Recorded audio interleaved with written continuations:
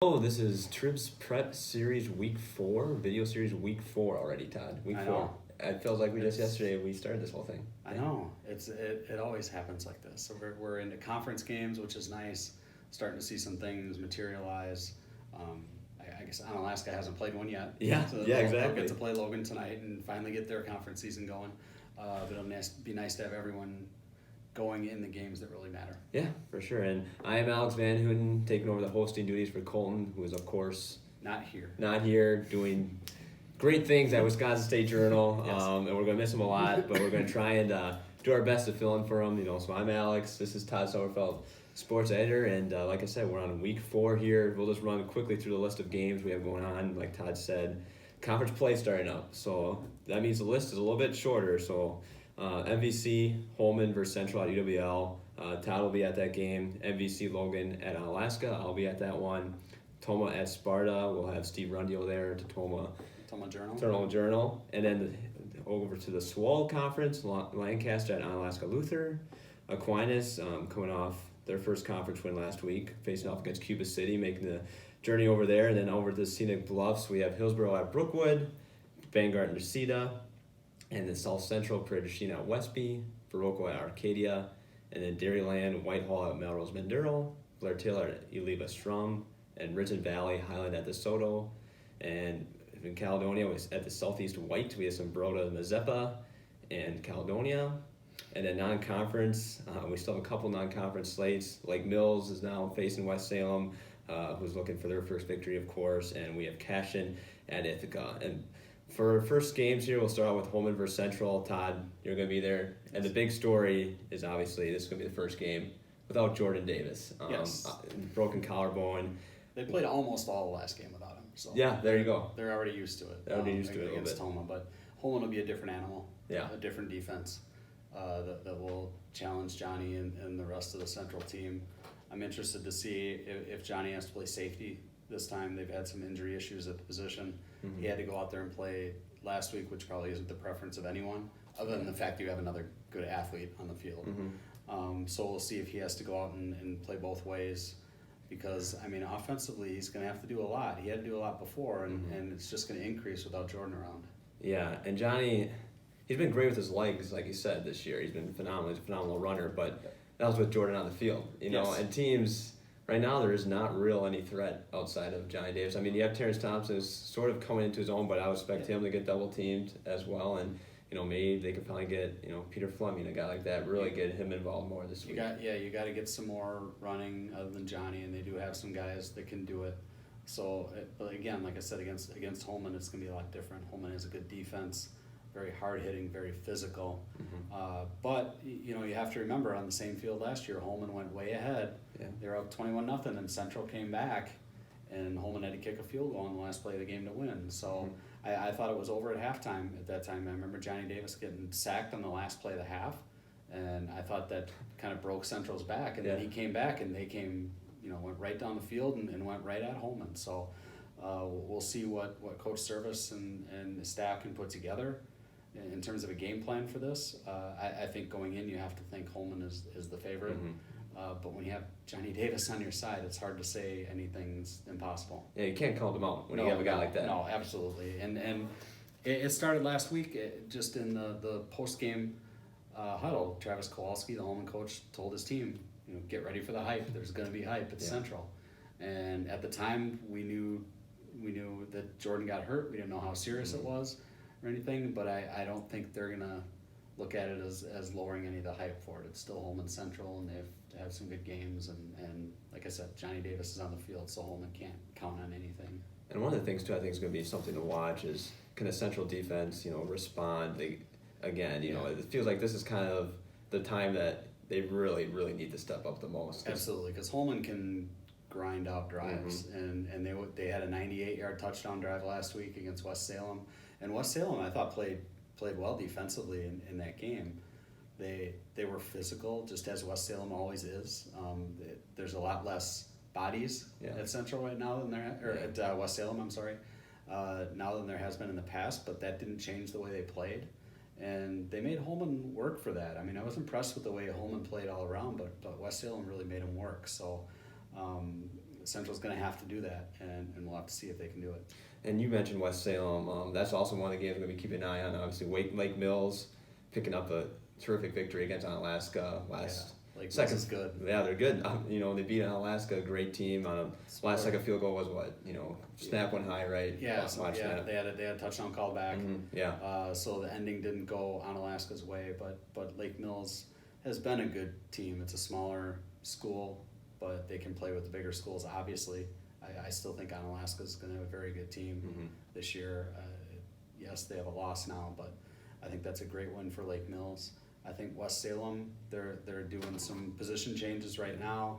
We'll see if Dawson Friedland can come back. I don't know that he'll be back this week. He got hurt against Holman last week, and that's a big body to lose on the line. And he's a very good leader for that team. So hopefully we'll see him back on the field soon. I don't think it's going to be Friday. He was on crutches at the end of the Holman game last week, but hopefully we'll see him out there soon. And these things that West Salem is doing right now in terms of changing some faces and stuff, hopefully that'll get West Salem going, because I think from here on out, and you can go back and look at the first 3 weeks, they've lost 3 games, but every game is going to be tough for West Salem this year.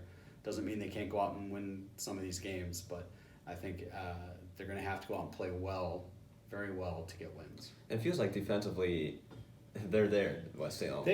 West Salem has a really good defensive tradition. Yeah. And I think I've been putting in some stories about Holman being physical and hitting hard. West Salem's always done the same thing, and they didn't back down against Holman last week. So I'm curious to see what some of these changes can do and try to get them back on track. But like I said, with the MVC, you look at, you have Holman, Onalaska, Sparta, the way everybody's playing right now, it's going to be tough to get wins. So they're kind of being challenged this year like they haven't in a while, because they've done very well since entering the MVC. And we'll stay in the MVC. Let's talk about Logan, Onalaska. That's the game I'm going to be at. I think the key to look for is, can Julian Erickson and Logan take care of the ball? Yes. Erickson, 6 interceptions so far this year, Yep. and has really struggled in some key moments, making those the right decision making. And I think if he can try and keep Onalaska on the sidelines as much as he can, and give the ball to Max Harsey, that's going to be what Logan wants. Yes, that's what they're going to have to do. Yeah, and pound away to Max Harsey, and hopefully they can keep Onalaska off the field, because, man, it's going to be tough to slow down Alaska. We saw the run game really get involved last week. We always knew they had it. Levinsky finally scored his first 2 touchdowns last weekend, and Austin Larson keeps finding his playmakers left and right. And so if you can keep those guys off the field as long as you can, I know it's easier said than done, but that's I think the number one goal for Erickson, just take care of the ball right now. And Landon Peterson and Hank Olson are going to be tough. Yep. It's going to be tough to keep the ball from the two of them. 2 really good receivers who have a whole bunch of catches already, and a good quarterback to throw it to them, obviously. I think with Logan, what you have to try to hang your hat on is they ended up, the final scores didn't look good when they played Eau Claire Memorial and Sparta, but they were in those games. Yeah, they were right there. I think they were in those games for a while. Especially at least the first half. And I know if you're, follow the team, you're going to say they ended up losing by a lot, but they've showed they can hang with these teams, and I think Onalaska's, again, it's going to be a tough team to beat, even though the league is tough. You talk to anybody, Logan was on top for quite a while. Yeah. And I don't think there's a coach in the league that doesn't respect what they're going to get going against Logan on a Friday night. I think everybody knows they're going to have to play well to beat them, and you can't get caught up in what their record is. And they've lost some one-sided games, but like I said, they've been in both of those losses. So if they can get over that hump, and there's always the danger of letting a team like that get over that hump, and if you're on Alaska, you don't want to let that happen. Yeah, no, you don't. And too, you mentioned the point. I think every coach will tell you, opposing coach will tell you that Logan, is better than what the record shows too. They played Memorial real tough. I get it. Little Crawford was not quite. For some reason, didn't play in the first quarter, and that's when Logan. But still, you got to. Yeah. You play the. It's an intimidating game. Yes, exactly. They weren't intimidating. And they went out there. That's something too. I thought it was impressive. They go out there and they kind of. I think our teams sort of underestimate Logan a little bit. Coaches don't. I know that. Yeah, coaches don't. Coaches absolutely don't. Because I'm trying to think. Was Logan, that was Sparta, right? They played last week. Yeah, and I think Colton said they put together some big plays. Yeah, and Logan, you have to avoid that, of course. Every team has to avoid that. But when you're playing in Alaska, you definitely have to. Yeah. And they haven't had, a ton of huge plays yet on Alaska, but they're certainly capable. Yeah, they're capable. Absolutely. You know they're capable. And then we'll jump to our last MVC game, Toma and Sparta. We mentioned Sparta a little bit right there, but Sparta comes in, offense numbers jump off the board right away. Over 400 yards of offense. Yep. I mean, 48 points a Yep. game. I mean, let's start there. Offensively, we know what they're capable of, what Snooski is capable of, but I think it's kind of been surprising the numbers they've been still able to put up. And if you're Toma going into this, you got to be happy with what you did against Central. Yes. Yeah. I think they're defensively, you're coming off a pretty good game. So I know you're going against a high-powered offense.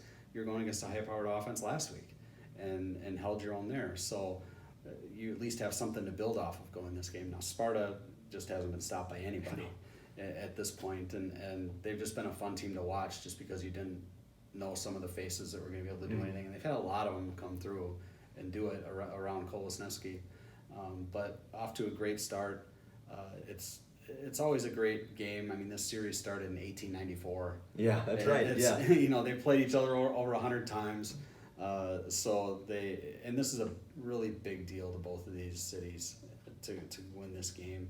And Toma won it last year, and Sparta was the team that ended up with the better season. So Sparta's kind of been, ticking off beating teams that beat it last year, and Toma's the next on the list. So we'll see if Toma's defense is up for the challenge again.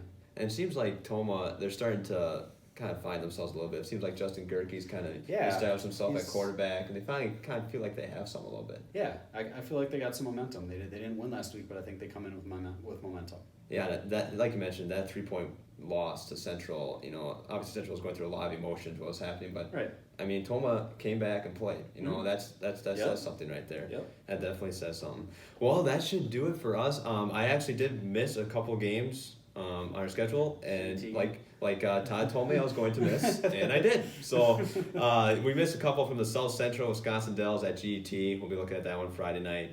I think we're gonna have someone out there. We're efforting that. Yeah, we're trying to get that coordinated. And then the last game on our schedule is gonna be Black River Falls and Boston. So I mean, we'll be at 5 games this weekend. You can check out our recap video and everything we do from Friday night's games online. LacrosseTribune.com. LacrosseTribune.com. That's where everything's been going. Had a lot of fun the last couple of weeks doing this. Look us up on Twitter for game updates. Twitter, yes. So Twitter throughout the game, LacrosseTribune.com. After it, we get stuff up as quickly as we can. You basically have 4 or 5 people coming back to the office and trying to write and get stuff up. So we get stuff up as quick as we can. Then we'll do another one of these videos and just kind of recap what happened. So LacrosseTribune.com is the place to be tomorrow night. That's for sure. It sure is, and then we'll have follow-ups on Sunday. But like Todd said, LacrosseTribune.com is the place to be. Well, that'll be it for us. Thanks for watching.